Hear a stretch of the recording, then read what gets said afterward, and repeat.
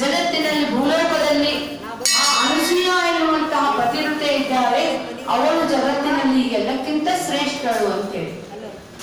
ಅದಕ್ಕಾಗಿ ಅಲ್ಲಿ ಕುಳಿತುಕೊಂಡಿರುವಂತಹ ವಾಣಿ ಲಕ್ಷ್ಮಿ ಪಾರ್ವತಿಯರಿಗೂ ಸಹಿತ ಅವಳ ಗುಣಗಾನವನ್ನ ಕೇಳಿ ಮಾತ್ಸರ್ಯ ಆಯ್ತಂತೆ. ಹೆಣ್ಮಕ್ಳಿಗೂ ಮಾತ್ಸರ್ಯ ಹೆಚ್ಚಿನ ಅನ್ರಿ. ಅದಕ್ಕಾಗಿ ಅವ್ರಿಗೆ ಹೇಗೋ ಅನ್ನಿಸ್ತಂತೆ. ಆಗ ಅವರು ತಮ್ಮ ತಮ್ಮ ಗಂಡಂದ್ರಿಗೆ ಹೇಳಿದ್ರಂತ, ನೋಡ್ರಿ ಆಕೆ ಅನುಸೂಯನ ಬಹಳ ಪತಿವ್ರತ ಅಂತ, ಅಕ್ಕಿನ ಶ್ರೇಷ್ಠ ಅಂತ, ಆಕಿಂದ ಏನದ ಅನ್ನೋದನ್ನ ನೋಡ್ಕೊಂಡ್ಬರ್ರಿ. ಮತ್ತ ಅವಳ ಒಂದು ಪಾತಿವೃತ್ಯವನ್ನ ಕೆಡಿಸುವಂತ ಕೆಲಸವನ್ನು ನೀವು ಮಾಡಿದ್ರೆ ಅಷ್ಟ ನಾವು ಮನೆಗೆ ಬಂದ್ಮೇಲೆ ಅಡಿಗೆ ಮಾಡ್ತೇವಿ, ಇಲ್ಲಂದ್ರೆ ಮಾಡಂಗೇ ಇಲ್ಲ ಅನ್ನೋದು. ಯಪ್ಪ ಅಂದ್ರಂದ್ರೆ ಇವರು ಬ್ರಹ್ಮ ವಿಷ್ಣು ಮಹೇಶ್ ಹಂಗ ಆಗ್ಲಿ ನೋಡೋಣ ಅಂತ ಹೇಳಿ 3 ಮಂದಿ ಕೂಡಿ ಅವರು ಭೂಲೋಕಕ್ಕೆ ಬಂದ್ರಂತೆ. ಭಿಕ್ಷಾಂದೇಹಿ ಅಂತೇಳಿ ಅವರು ಭಿಕ್ಷೆಯನ್ನ ಕೇಳಿದ್ದಾರೆ. ಭಿಕ್ಷೆಯನ್ನ ಕೇಳ್ತಾ ಇದ್ದಾಗಲೇ ಅವರು ಅವಳ ಕೈಯಲ್ಲಿ ನಾವು ತಂದ ಅಕ್ಕಿಯ ಅನ್ನವನ್ನೇ ನೀನು ಮಾಡಿ ಉಣಬಡಿಸಬೇಕು ಅಂತಂದ್ರೆ. ಆದ್ರೆ ನಮ್ಮ ಭಾರತೀಯ ಸಂಸ್ಕೃತಿಯಲ್ಲಿ ಹೇಳಿದ ಹಾಗೆ ಮಾತೃದೇವೋಭವ, ಪಿತೃದೇವೋಭವ, ಆಚಾರ್ಯ ದೇವೋಭವ, ಅತಿಥಿ ದೇವೋಭವ. ಅತಿಥಿ ನಮ್ಮ ಮನೆಗೆ ಬಂದಿರುವಂತ ಭಗವಂತನಂತ ಹೇಳಿ ಅವರನ್ನ ಕಡೆಗಣಿಸ್ಲಿಕ್ಕೆ ಸಾಧ್ಯ ಇಲ್ಲ.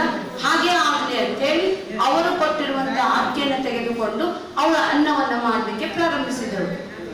ತದನಂತರ ನೋಡಿದರೆ ಆ ಅಕ್ಕಿ ಆಗಿರಂಗಿಲ್ಲಂತ್ರಿ. ಅವು ಬೆಣಚ್ ಕಲ್ಲಿನಿಂದ ಅಷ್ಟು ಸೂಕ್ಷ್ಮದಿಂದ ಕೆತ್ತನೆ ಮಾಡಿರುವಂತಹ ಕಲ್ಲಿನ ಅಕ್ಕಿ ಆಗಿದ್ವಂತೆ. ಅವು ಬೇಯಂಗಿಲ್ಲ, ಈಕಿ ಊಟ ಬೇಡಂಗಿಲ್ಲ. ಅವಾಗ ಅತಿಥಿಯನ್ನು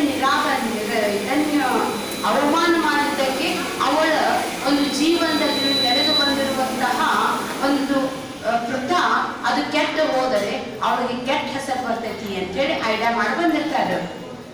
ಆದರೆ ಅವಳು ನೋಡ್ತಾರೆ, ಓಹೋ ಇದು ಬೆಣಚ್ಕಲ್ಲದ, ಆದರೂ ಸಹಿತ ಇರ್ಲಿ ಅಂತ ಹೇಳಿ ಅವಳು ಅತ್ರಿ ಮುನಿ ಮಹರ್ಷಿಯ ಪಾದವನ್ನ ತೊಳೆದಿರುವಂತಹ ಪಾದೋದಕವನ್ನ ಅದರಲ್ಲಿ ಹಾಕಿ, ಭಗವಂತ ನನ್ನ ಮಾನವನ್ನ ರಕ್ಷಣೆ ಮಾಡಿ.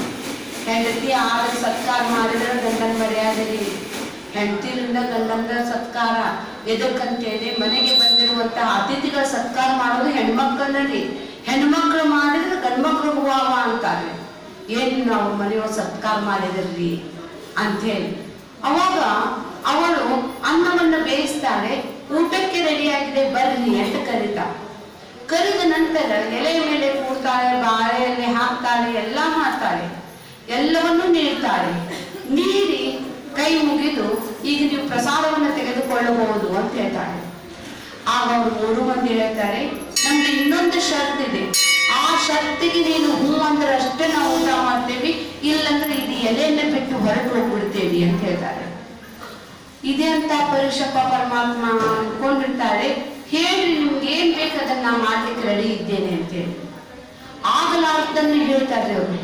ಏನಂತ ಹೇಳಿದರೆ, ನೀನು ನಮಗೆ ಏಕವಸ್ತ್ರದಲ್ಲಿ ಅಂದ್ರೆ ಅರ್ಧ ನಗ್ನಾವಸ್ಥೆಯಲ್ಲಿ ನೀನು ನಮಗೆ ಊಟವನ್ನು ಬಡಿಸಬೇಕು ಅಂತ ಹೇಳ್ತಾರೆ.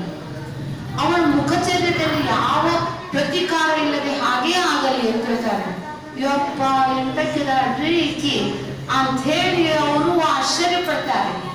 ಮತ್ತವಳು ತನ್ನ ಪತಿಯನ್ನ ಸ್ಮರಿಸ್ತಾರೆ. ಪತಿಯ ಪಾದೋದಕವನ್ನು ತೆಗೆದುಕೊಂಡು ಬರ್ತಾರೆ. ಆ ಬ್ರಹ್ಮ ವಿಷ್ಣು ಮಹೇಶ್ವರರಿಗೆ ಆ ನೀರನ್ನ ಚಿಮುಕಿಸ್ತಾರೆ. ಆ 3 ಮಂದಿ ಹಸು ಕೂಸುಗಳಾಗ್ಬಿಡ್ತಾವೆ, 7-8 ತಿಂಗಳ ಮಕ್ಕಳಾಗ್ಬಿಡ್ತಾವೆ. ಅವಾಗ ಅವಳು ತುಂಬಾ ಸಂತೋಷ ಆಗ್ತೈತಿ. ಮುದ್ದಾಗಿರುವಂತ ಮಕ್ಕಳನ್ನ ತನ್ನ ತೊಡೆಯ ಮೇಲೆ ಕೂಡಿಸಿಕೊಂಡು ಅವಳು ಅನ್ನ ಮತ್ತು ಹಾಲನ್ನು ಉಣಿಸ್ಲಿಕ್ಕೆ ಶುರು ಮಾಡಿದ್ದಕ್ಕೆ ಮೊದಲನೇ ತುತ್ತನ್ನು ತಿಂದನೆ ಹೇಳ್ತಾರೆ, ಅಮ್ಮ ನೀನು ಎಷ್ಟು ದೊಡ್ಡವಳು, ನಿನ್ನ ಕೈ ತುತ್ತ ತಿಂದು ನಾವು ಧನ್ಯರಾದ್ವಿ ಅಂತ ಹೇಳಿ ಆ ಬ್ರಹ್ಮ ವಿಷ್ಣು ಮಹೇಶ್ವರರೇ ತಮ್ಮ ಅಸ್ತಿತ್ವವನ್ನು ಕಳೆದುಕೊಳ್ತಾರೆ. ಮಗ ಕಲೆಕ್ಟ್ ಆಗದೆ ಅಂದ್ರೆ ತಾಯಿ ಮುಂದೆ ಮಗನೇ, ಇಂಜಿನಿಯರ್ ಆಗ್ಲಿ, ಡಾಕ್ಟರ್ ಆಗ್ಲಿ, ಅವ್ರು ಕಲೆಕ್ಟರ್ ಆಗ್ಲಿ, PM ಆಗ್ಲಿ, PM ಸಹಿತ ತಾಯಿಗೆ ಎಷ್ಟು ಪ್ರೀತಿಸ್ತಿದ್ರಿ. ಅದಕ್ಕಾಗಿ ಹೇಳ್ತಾರೆ, ಯಾರು ತಾಯಿಯ ಕೈ ತುತ್ತವನ್ನು ತಿಂದಿರ್ತಾರಲ್ಲ ಅದನ್ನು ನಾವು ಯಾವಾಗಲೂ ಮರೆಯಲಿಕ್ಕೆ ಸಾಧ್ಯ ಇಲ್ಲ. ನಮ್ಮ ಮಕ್ಕಳು ಹೊರದೇಶಕ್ಕೆ ಹೋದಾಗಲೂ ಸಹಿತ ನಮ್ಮ ಮನೆಗೆ ಬಂದಾಗ ಅವರು ಅದನ್ನ ಹೇಳ್ತಾರೆ, ಅಮ್ಮ ನೀವು ಮಾಡುವಂತ ಬರ್ಗರ್ ಪಿಜ್ಜಾ ತಿನ್ನೋ ನನ್ನ ಎಲ್ಲಿ ಇಟ್ಟಿಲ್ಲಲ್ಲ ಎಲ್ಲ ಮುಟ್ಗಿ ರೊಟ್ಟಿ ಎಷ್ಟು ಚಲೋ ಆಗ್ತೈತ್ರಿ ಜೋಳದ ರೊಟ್ಟಿದ ಅದನ್ನೇ ತಿಂತಾರೆ. ತಿಂದ ನಂತರ ಅವರು ಅವ್ರ ಮನೆಯಲ್ಲೇನೋ ಉಳಿದು ಬಿಡ್ತಾರೆ. ಅವಾಗ ವಾಣಿ ಲಕ್ಷ್ಮಿ ಪಾರ್ವತಿ ಮನೆಯವ್ರು ಮಾರ್ಕೆಟ್ ಯಾರು ತಂದು ಕೊಡ್ಬೇಕ್ರಿ? ಮಾರ್ಕೆಟ್ ತಂದು ಕೊಡೋದಿಲ್ಲ, ಏನಿಲ್ಲ.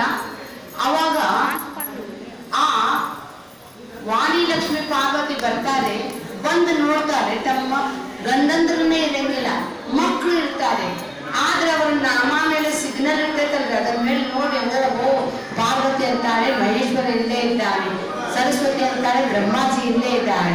ಅವಾಗ ಲಕ್ಷ್ಮಿ ಹೇಳ್ತಾರೆ, ಓಹೋ ವಿಷ್ಣು ಇಲ್ಲೇ ಇದ್ದಾನೆ ಅಂತ ಹೇಳಿ ಆ ತಾಯಿಗೆ ಹೇಳ್ತಾರೆ, ಸಾಷ್ಟಾಂಗ ಹಾಕಿ, ನೋಡಮ್ಮ ನಾವು ಮಾಡಿರುವಂತಹ ಮಾತ್ಸರ್ಯ ಗುಣದಿಂದ ನಮ್ಮ ತಪ್ಪನ್ನು ನಾವು ತಿದ್ಕೋತೇವಿ. ಅದಕ್ಕಾಗಿನೇ ಅನಸೂಯ ಅಂತ ಅವಳ ಹೆಸರ ಆಗ ಬಂತ್ರಿ. ಅಸೂಯೆ ಇಲ್ಲದವರು ಅನಸೂಯ. ಅಸೂಯೆ ಇರಬಾರ್ದು ಮನುಷ್ಯಂದ. ಇನ್ನೊಬ್ಬರ ಉನ್ನತಿಯನ್ನು ನೋಡಿ ಒಂದ್ ನಮೂನಿ ಹೊಟ್ಟಾಗ ಸಂಟಾಗ್ತದೆ ನೋಡ್ರಿ, ಅದಕ್ಕೆ ಅಸೂಯ ರೀ. ನೋಡಿ ಎಂತ ಚಂದ ಸೀರೆ ಉಟ್ಕೊಂಡ್ ಬಂದ ಅಂತ ಹೇಳಿರಿ.